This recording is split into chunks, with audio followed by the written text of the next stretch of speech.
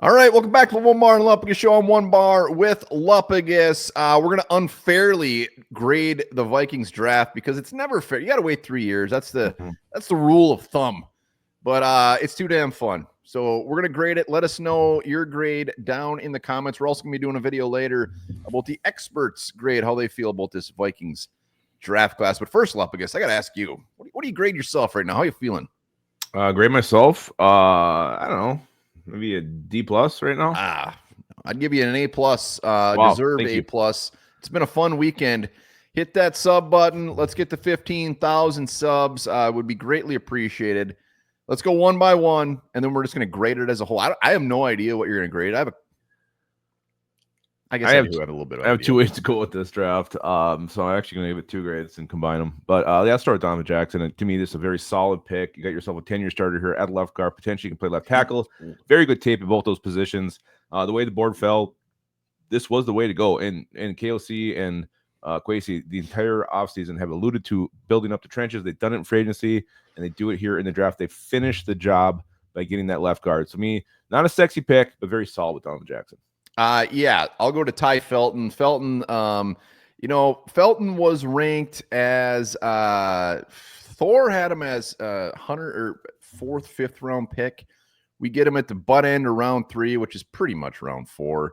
And it was fine. It was a fine pick. The development there is what might come, is what it's all about. I love that they did go receiver. I love that Jalen Naylor will have some competition. I love that he offers some special team ability as well. Maybe a hair too early for me. Maybe we trade back a little bit more and get him, but I like the player. We've done well with receivers from Maryland. Yeah, we have. I like the player too. I agree. It felt a little bit early for me going that route there, but they were so excited to get him at KOC. Like he clearly said, I honestly really love this pick. So, like, is he live before? I don't know. The fact he said that, a little bit head scratching. Then we go Tyriion Ingram-Dawkins, the big defensive tackle from Georgia. I love his size. He's going to probably be a 5-tech behind the boys on the edge there, Jonathan Allen and Javon Hargrave, adding some depth to our D-line, which we needed. Just wasn't the guy I was targeting. Like there's other guys on the board. He wasn't who I wanted. That's why it was a little bit, to me, it was a little bit, I don't know, what the hell. Well, I mean, we were always looking at other defensive linemen in the mid rounds. Like it was always a Jordan Phillips, maybe Deion Walker, who went pretty damn early. Yeah. And he wasn't a guy that on a radar, and he's kind of a project. It sounds like he's going to be a guy that they probably put out there on third downs to try to get after the quarterback. That is his bread and butter. Small. I didn't realize he's like 278 pounds or something. 6'5". I mean, he's tall. Yeah, so he's a project, and a mid-round defensive lineman coming into this situation is perfect because he gets to learn from some dudes that have been doing it for 10 years in the NFL, and maybe he will be the heir apparent to this defensive line. So the more I look at this one, I can get on board with it. It just wasn't a name that we're all over. Yeah, it wasn't, and that's, when you're doing this for months and you have these guys kind of pegged where you think you're going to go, and you grab someone that's not any of those guys. Takes a while to get over that initial disappointment, but obviously we're going to love him more than anything very soon. Yeah, I already do. He's like my favorite player to ever play football. Wow. Speaking of favorite player, Kobe King from Penn State. This was a guy that was actually projected to go earlier than he went. So the Vikings get him in round 6. He's all about stopping the run. He's the meat and potatoes, man. He's a good tackler. He's strong. He can stuff the run. He offers special teams ability.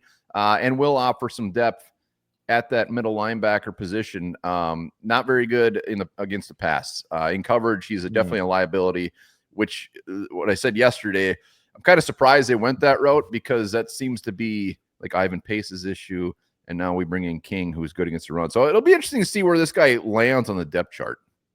Yeah, it will be. But again, Penn State, great defense last year. So getting anybody from that is always a positive thing here. And some more linebacker depth definitely was needed for this team. Last one, Gavin Bartholomew, tight end. We knew they were going to go tight end at some point. They waited till the very last pick and get a guy again, like Tid, as I call him, Tyriion Ingram-Dawkins. Gavin Bartholomew was not on our radar. But you look at you start digging into this guy, super experienced. He's been pretty much their primary tight end since he was a freshman. So he's got 50 games under his belt. Good pass catcher, maybe not the world's greatest blocker, but a guy who can be tight end 3. And that's where I think you're like, this 6th-round pick should have a role on this team. And he's going to probably catch a handful of balls this year. Yeah, he's like he was ranked 408th on Thor's big board. Not bad. It could have been 409. So like it's a good ranking. And for him, he kind of seems to me like he's kind of like Johnny Munt. He signed it kind of good, a little bit good at everything, not great at everything. Yeah. Good locker room guy. Has been a big part of that Pitt offense for a while. So yeah, I mean, I would have liked the athletic pass catching tight end. That's not Mr. Bartholomew. We'll see. But yeah, you're right. He probably will make this team. I think he has to. I think he will. I think he will. And yeah, he wasn't who I would have took him, but he's going to probably have production in year one for the Vikings. Gavin Bartholomew sounds like he sounds smart. He sounds smart. So that is our draft class. We do got to talk about Sam Howell as well, because Sam Howell did end up coming out of this draft for really just moving back some picks. We didn't lose anybody. So technically we got 6 players. I'm not going to factor them into the grade. No, but I do like that we got Sam Howell out of the draft.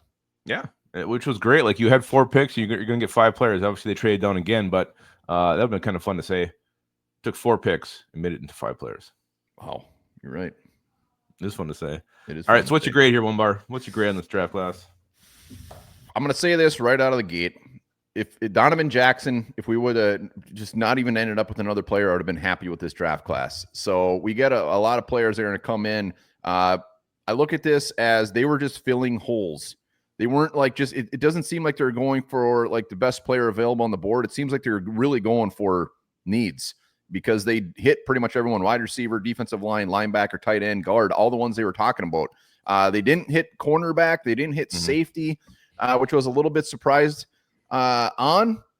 But as a whole, I like the positions. Players, I give it a C. I give it a C. I would love to give it a B-, but it's a C. There was some damn good players on the board still when they were picking some of these other guys that I fell in love with. Yeah, so I'm going to grade this with my heart. If I'm going to go with my heart, this is like a D, just because, like, after Donovan Jackson, there wasn't a pick here that I totally loved. But you start thinking with your head. Donovan Jackson's going to be a starter. Tai Felton's going to have a role. Tid's going to probably get some reps. And Bartholomew. Tid's going to stick. Bartholomew is going to be tight end 3. So you got a lot of production here. So if I'm going to go with my head, it's probably a B as far as what I think the production is going to be year one. Factoring those out, I'm also going to go with a C, maybe even a C-. Yeah, I mean, look at it this way: like they did so good in free agency. They got guys that are going to be on the team and contributors, like you said. So how good they contribute, how good they are, we will find out. But C, you give it a C-. Yeah, C and C-. It's not fair to grade these guys yet. They haven't even played a damn snap. So we will see. Usually, I mean, it seems like some of the grosser drafts that we think end up being the best, and some of the best we think some be the worst. True.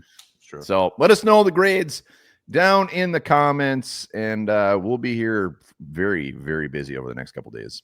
And remember, this last player drafted 2025 was Kobe Minor, cornerback from University of Memphis.